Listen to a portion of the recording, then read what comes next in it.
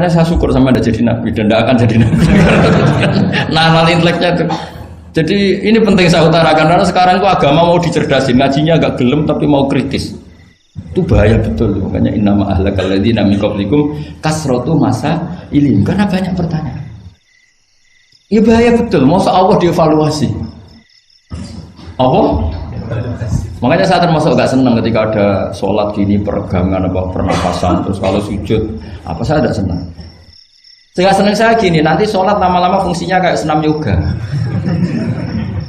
Gini saja, semua yang diperintahkan Allah pasti ada hikmahnya, saya yakin ada hikmahnya. Tapi tidak usah hikmah ini jadi tujuan. Kalau nanti jadi tujuan, terus orang bilang gini, itu sholat terus sakit, yang nggak sholat sehat, habis kamu. Ya kan? Tapi kalau ada orang tahu hikmahnya gini untuk apa, narik nafas atau apa yang gini, ya monggo lah sauni-unimu ya siap apa lah seperti itu. Tapi kalau jadi tujuan, jadi ya sudah, yang benar sholat itu apa? Sholat itu bukti ketundukan sama Allah Subhanahu wa ta'ala. Wasjud waqtarib, kalau berani sujud berarti insya Allah dekat sama Allah, karena itu bentuk tawaduk, bentuk tadallul, bentuk ubudiyah. Fadkhuli fi ibadi wadkhuli. Lalu kok terus dianalisis ini fungsinya gini, wah repot. Lah nanti kalau ada senam yoga tandingannya lebih efektif. Saya jantungan, sujud kok nggak ngefek, tapi setelah ikut yoga kok ngefek. Saya loh ya, orang boleh nggak berpendapat sependapat sama saya, tapi kalau nggak sependapat keterlaluan, yakin. Karena dari saya jelas yang namanya wasjud ya Pak, udah ada di hadis di Quran, wasjud wa tashu, atau sujud dan kamu menjadi nggak ada yang ada ya wasjud. Saya kira demikian. Assalamualaikum warahmatullahi wabarakatuh. Apa langsung selesai aja? Ya. Masalah keimanan. Tanya apa ngeluh? Kalau tanya boleh ya gimana? Masalah keimanan tentang qada dan qadar. Oh iya. Kalau qada dan qadar itu kita sudah ditentukan oleh Allah, kenapa masih dimintai pertanggungjawaban? Tidak. Oh iya. Betul. Ya seperti mukadimah saya tadi ya. Jadi ngaji itu harus kafah. Kafah itu artinya komplit. Jadi Nabi dalam banyak hal yang momennya tepat ya menganalisis dengan qada qadar, tapi dalam banyak hal juga melarang orang membicarakan qada qadar. Jadi misalnya gini, kamu kadung ditakdir pernah punya dosa dan kamu ingin tobat, maka dosa yang masa lalu anggap saja qada qadar, terus keinginan tobat itu anggap aturan syariat. Jangan lalu setelah qada qadar kamu tidak berkeinginan tobat. Ini penting saya utarakan karena Nabi itu ngendikan pasti dua kali. Saya jamin di setiap konteks sosial Nabi pasti ngendikan dua kali. Dua kali itu dua solusi. Nabi pernah ngendikan idza dzikiral qadar fa'amsiku wa idza dzikra ashabi fa'amsiku. Jika umatku telah menjustifikasi qada dan qadar fa'amsiku, kamu jangan ikut-ikut. Karena nanti akan yang zina enggak apa-apa, saya sudah qada qadar, yang maling ya enggak apa-apa karena sudah qada. Wah bahaya, bisa hancur syariat kalau seperti itu. Tapi ada banyak hal yang Nabi mengisnadkan itu ke qada qadar. Kayak cerita Nabi Musa dan Nabi Adam. Ada kan di hadis Sahih itu jelas. Ini dengerin, ini betul di hadis Sahih. Nabi Musa itu saking Israelnya, memang beliau orang apa? Pertama, semua Nabi kan pasti ngalami diangkat ke alam roh. Nabi loh ya, tidak sampean Nabi. Sama tidak usah ambisi begitu, Nabi ini. Ketika beliau diangkat di alam roh itu ketemu Nabi Adam. Padahal Nabi Adam kan Abul Basar, tokoh utama ada. Pertama ketemu langsung ngomong gini, anta Adam, kamu betul yang namanya Adam? Ya saya Adam. Antal ladzi akhrajtan nasa minal jannati wa asqaitahum. Siapa hadisnya? Antal ladzi akhrajtan nasa minal jannati wa asqaitahum. Gara-gara kamu orang enggak hidup di surga. Jadi kalau sampean marah gara-gara kamu, saya harus cari uang sampai Korea. Coba kalau kita masih di surga, enggak perlu kerja di mana? Karena semuanya tersediakan, enggak punya istri jelek, semuanya cantik karena bidadari. Gara-gara jenengan kita harus keluar di bumi dan keluar dari surga. Nabi Adam itu karena orang sepuh ya, beliau santai saja. Anta Musa, kamu betul Musa? Ya saya Musa. Anta kalimu, oh ya saya kalimu. Anta Sofio, ya saya. Nabi Adam masih muji-muji. Ini pentingnya orang bijak. Jadi kalau sama nanti ngelawan saya tetap bijak insya Allah. Tapi sampai bisa neraka, ngelawan kiai itu dosa. Dosa sekali, bukan dosa biasa, sangat dosa. Nabi Musa, Nabi Adam masih anta sofi wa anta kalimu. Bukankah kamu melihat di Taurat bahwa saya akan dosa dan akan dosa saya sudah ditulis 40 tahun sebelum saya dosa? Iya ya Musa. Iya ya Nabi Adam, ya betul gitu. Berarti kamu mengkritik saya atalumunani fi amrin qad qadahu. Kamu mengkritik saya, menyalahkan saya dengan sesuatu yang sudah digodok-godok oleh Allah sebelum saya lakukan. Jadi sudah ditulis sama Allah 40 tahun sebelum saya salah sudah ditulis skenario-nya nanti Adam akan salah terus keluar dari surga. Memang dari awal skenario-nya seperti itu. Itu ibarat istri kamu sudah tahu ini kalau miskin setia, kalau sudah kaya nanti pola, itu sudah tahu. Tapi anehnya istri kamu ketika nyata pola kok tidak siap, padahal sebetulnya sudah tahu gitu ya kan. Makanya saya kalau ngaji di mana-mana bilang kelirunya orang Indonesia itu satu, kalau ilmunya terbukti itu tersiksa, itu kelirunya orang ini. Semua cowok tahu nggak, semua lelaki tahu nggak, kalau nggak pernah nafakoi diomelin, tahu nggak? Tahu. Tapi ketika itu nyata nggak siap. Harusnya ketika nyata diomelin, alhamdulillah ilmu saya benar terus. Tapi istri kamu juga gitu. Biasanya wong lanang nek duwe akeh pola. Terus denger sampean mulai cinta orang lain. Harusnya kan alhamdulillah ilmu saya benar kan.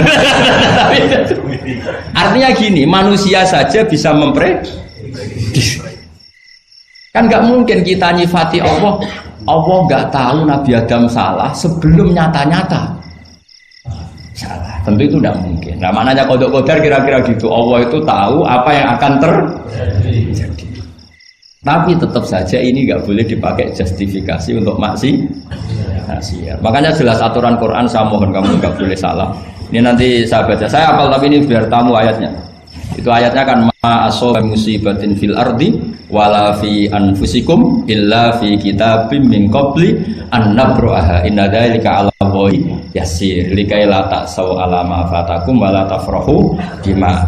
Jadi apa yang mengenai kamu di bumi maupun ada pada diri kamu, anggap saja itu yakini saja sebagai qada qadar supaya kamu tidak putus asa apa yang sudah terlewatkan dan tidak bangga dengan apa yang kamu sudah.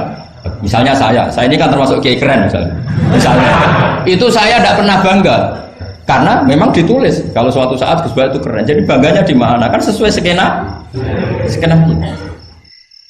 Jadi untuk menghilangkan ujub bangga itu dengan cara iman sama qada qadar. Terus likai la ta'sau 'ala fatakum, kamu tidak perlu putus asa dengan apa yang sudah kelewat. Misalnya masa lalu kamu ya tadi diusir istri, suami, macam-macam lah, utangnya banyak, wes sudah bangkit saja, sudah takdir. Jadi mungkin ada yang mencarikan, coba ini dicarikan, mungkin di surat Hadid itu apa yang nanti dicari ayatnya. Pokoknya ayatnya tadi apa? Ma asoba min musibatin fil ardi wala fi anfusikum apa? Illa fi kitabim min qabli an nabraha inna dzalika 'ala Allahi yasir likaila taksau 'ala ma fatakum wala tafrahu bima atar. Jadi kodok kodar ditulis supaya kamu tidak putus asa, menyesali apa yang sudah kelewat dan bangga kumoluhur terhadap apa yang kamu dapat. Jadi misalnya Pak Jokowi jadi presiden, untuk menghilangkan ujub ya, memang sudah ditulis kalau akan jadi ya biasa saja sesuai skenario. Nah, ya sama seperti sampean suatu saat tua terus untungmu coplok, terus dredeg-dredeg kepleset tiga. Soalnya harus senang saja. Zaman kamu muda juga sudah tahu kalau nanti akan seperti itu. Gitu. Jadi kalau itu terjadi, ya sudah, memang akan seperti itu. Jadi ringan saja. Ini pentingnya ngaji. Jadi sesuatu itu mudah sekali kalau dianalisis dengan dengan ya cukup ya. Satu lagi aja jangan. Kalau nggak salah itu surat Hadid. Biar ditahukan suratnya. Diumumkan siapa? Surat apa? Hadid itu. Hadid 22. Hadid 22 ya. Hadid 22. Berdiri aja nggak apa-apa. Oh enggak. Oh ya nggak apa-apa gimana? Assalamualaikum warahmatullahi wabarakatuh. Waalaikumsalam warahmatullahi wabarakatuh. Saya kemarin sama Kiai. Ya. Sebenarnya saya baru kenal Kiai itu 3 minggu yang lalu lewat YouTube. Ya. Ada yang kirim di FB saya, walaupun dengan komentar yang agak mirip lah. Iya. Kalau nggak salah waktu itu Pak Kiai membahas masalah perang Handar. Iya. yang mengatakan bahwa Nabi itu waktu itu santai saja tidak tahu apa-apa, tapi ada Salman yang menyampaikan ini terus komentarnya netizen anak-anak. Tapi pertanyaan saya itu bukan itu Pak. Iya gimana? Pertanyaan saya itu saya tertarik kenapa cara pasang sokoknya itu ada rambut di. Iya.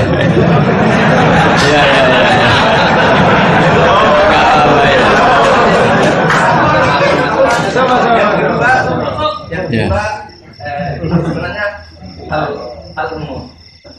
Saya bukan ahli Al-Quran, tapi ada ayat yang mengatakan bahwa sampaikanlah dari aku meskipun satu ayat itu enggak. Walaupun itu cuma satu ayat. Dari aku balihu anni walau ayat. Yang itu menurut saya menjadi dengan dunia medsos saat ini orang yang betul-betul mungkin bukan cuma sekedar satu ayat, cuma satu kata itu di broadcast yang mungkin memacu perdebatan.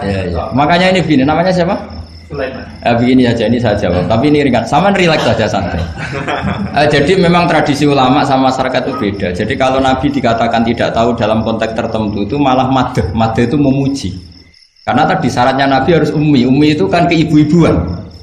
Jadi kalau Nabi tahu itu nanti seakan-akan dia itu dikawal oleh ilmunya. Padahal Nabi itu dikawal oleh nubuah. Ini bedanya Nabi sama ndak. Jadi Nabi di Quran itu biasa ada kata makun tatadri mal kitabu walal iman. Terjemahnya kan kamu tidak tahu.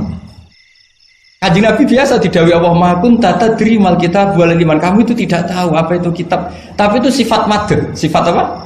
Madh. Madh itu memuji. Kenapa itu jadi pujian? Karena Nabi kalau sudah tahu urusan sesuatu nanti jadi ilmu tandingan menandingi wahyu. Lah mungkin netizen nyuwun sewu bukannya ngeritik, bukannya apa, mungkin nggak paham tradisi ulama itu. Jadi kalau ulama bilang Nabi itu tidak tahu itu bukan sifat dzam tapi sifat madh, memuji. Di Quran banyak kalimat makun tatadri mal kitabu walal iman. Makanya Nabi ketika disuruh baca Iqra ya Muhammad, jawabnya gimana? Saya tidak bisa baca. Tapi bukan sifat buruk, justru bagus. Kalau Nabi bisa baca, ilmunya nanti dikira beliau belajar dari buku-buku dan itu dia jadi Nabi. Wah itu memang bacanya banyak. Clear ya ini ya, supaya nggak salah paham. Jadi dikatakan tidak tahu kalau Nabi itu bagus, madh. Nggak bisa baca juga madh, sifat pujian. Kalau kamu udah bisa baca buruk sekali. Itu jelas. Ya kan, tahu semua kan ketika Nabi disuruh baca bilang apa? Saya tidak bisa baca, tapi itu bagus. Karena semuanya biar karena wah. Ya, soal gaya peci saya ini Islam khas ya, khas ini. Nah, yang ini yang penting, yang pertanyaan sampean terakhir bali wa ani walau aja. Memang ini semenjak dunia medsos memang dengan tanda kutip agak kecelakaan, mengutip kutipan tokoh atau apa hanya sepotong-potong itu bahaya. Bahayanya begini, itu bukan hanya karena yang ngendikan tokoh. Meskipun Quran kalau wakafnya salah itu ya bahaya. Coba misalnya begini, ada orang wakaf di depan orang yang paham bahasa Arab. Innallaha la yastahi, terus wakaf ya Pak. Terjemahnya gimana? Allah tidak punya rasa malu. Sehingga di ilmu Quran itu diaturkan ada wakaf yang haram, yaitu wakaf yang rusak makna. Harus diteruskan innallaha la yastahi ayyadriba masalam ma ba'u. Allah tidak malu bikin perumpamaan sekecil apapun makhluk itu. Misalnya buat perumpamaan dengan nyamuk. Coba kalau bacanya satu ayat terpotong. Innallaha la yastahi, Allah tidak malu. Bayangkan didengar orang yang paham bahasa Arab. Jadi problem kita adalah kadang ngutip ya gitu. Jadi apa ya tadi belum mendengarin kompletnya ngaji. Jadi kalau ada ulama bilang Nabi tidak tahu itu sebenarnya madh itu ngelem karena memang begitu. Makanya Allah bilang apa? Ma kunta tadri mal kitab walal iman. Muhammad kamu tidak tahu apa yang maknanya kitab, maknanya iman. Tapi nggak tahu ini untuk Nabi kelebihan karena kalau Nabi tahu dulu berarti ilmunya sebagian diserap dari Taurat dan Injil, dari yang macam-macam. Makanya dulu orang kafir kalau ngeritik Nabi kan walaqad na'lamu annahum yaquluna innama yu'allimuhu basar. Muhammad pinter macam pernah belajar. Terus Allah menjawab, Muhammad enggak pernah belajar, bahkan baca saja tidak.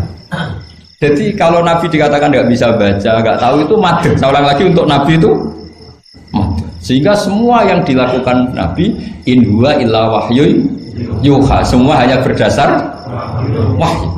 Ini bedanya Nabi dengan selain Nabi. Makanya Nabi itu nggak pernah baca, nggak boleh memang. Karena tadi pasti ini jadi ilmu tandingan. Itu bahaya kalau untuk Nabi, supaya semuanya orisinil dari Allah. Nabi itu sama Allah dikosongkan, semuanya kosong. Semuanya dari ilmu yang diwahyukan oleh Allah Subhanahu wa taala, jelasnya. Jadi baliwani walau ayat itu saya mohon, maksudnya itu ayat itu bukan ayat satu Quran potongan, enggak. Ayat yang muhkamah, yang utuh. Tapi kalau satu potongan ya enggak boleh. Tadi misalnya dipotong apa, innallaha la yastahi, kan kayak.